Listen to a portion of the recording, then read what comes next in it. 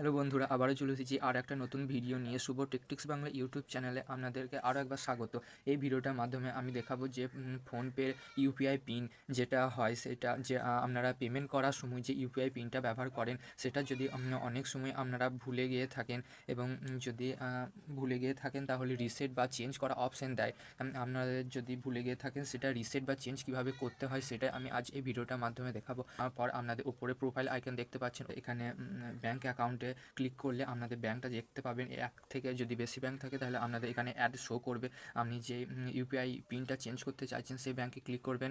আমি এই ব্যাঙ্কটা, এবং এটা যদি রিসেট মানে পুনরায় নতুন করে আবার যদি আপনি করতে চান, মানে আপনি আধার কার্ড থেকে বর্তমানে হচ্ছে এবং ডেবিট কার্ড দিয়েও হয়, এটা যদি পুনরায় আপনি সেট করতে চান, একবারে ভুলে গিয়ে থাকেন, তাহলে রিসেট বাটনটা ক্লিক করতে হবে। আর যদি আপনার মনে রয়েছে আপনি সেটাকে চেঞ্জ করতে চাইছেন, তাহলে চেঞ্জে ক্লিক করবেন। আমি রিসেট অপশানটা একবার ক্লিক করে আপনাকে দেখাচ্ছি যে রিসেটে কীভাবে করতে হয়। রিসেটে ক্লিক করলে আপনারা দেখতে পাবেন যে আধার নাম্বার লিঙ্ক উইথ ব্যাঙ্ক, আধারের অপশান দেখাচ্ছে, একবার ডেবিট কার্ডের অপশান দেখাচ্ছে।